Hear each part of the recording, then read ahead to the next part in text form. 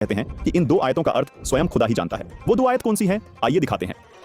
नाजरीन, ये है पवित्र कुरान शरीफ की सूरह अश सूरह 42 की आयत नंबर 1 और 2, जिसमें आप देख सकते हैं कि हामीम और ऐन सीन काफ अक्षरों का अर्थ नहीं किया गया है। आइए इसे विस्तार से समझाते हैं।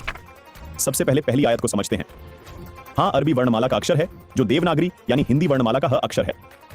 मीम अरबी वर्णमाला का अक्षर है जो देवनागरी यानी हिंदी वर्णमाला का म अक्षर है। यानी सीधा संकेत किया गया है कि हाँ को डिकोड करने के बाद जो निकल कर सामने आएगा वो ह अक्षर से शुरू होगा, और मीम को डिकोड करने के बाद जो निकल कर सामने आएगा वो म अक्षर से शुरू होगा। दर्शकों, अब आपको बता दें कि हाँ अक्षर हक शब्द का कोड वर्ड है और मीम अक्षर माबूद शब्द का कोड वर्ड है।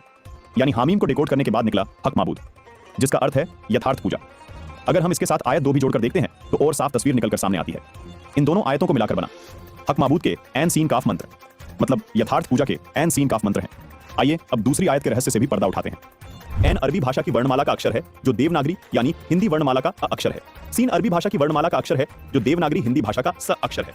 इसी तरह काफ भी अरबी वर्णमाला का अक्षर है जो देवनागरी हिंदी वर्णमाला का अक्षर है।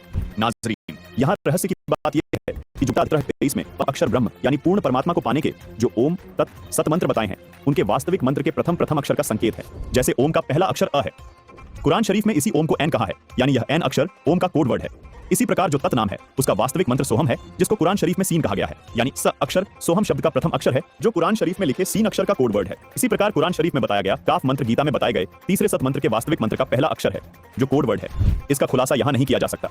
इन दोनों आयतों को डिकोड करने के बाद जो निकलकर सामने आया है वो है यथार्थ पूजा के ऐन सीन काफ मंत्र हैं, और ये मंत्र इनको जाप करने की विधि केवल संत रामपाल जी महाराज ही बता सकते हैं। नाजरीन, यदि आपको मोक्ष कराना है तो धर्म व पंथ की सीमाओं से ऊपर उठकर एक होना पड़ेगा। इस 3 नाम के मंत्र का जाप करना होगा। सूरत फुरकान 25 आयत 59 में कहा है कि जिस परमात्मा ने 6 दिन में सृष्टि की रचना की और 7वें दिन तख्त पर जा विराजा, वह स्वयं कबीर परमात्मा है। उसकी खबर किसी बाखबर यानी कि तत्वदर्शी संत से पूछो।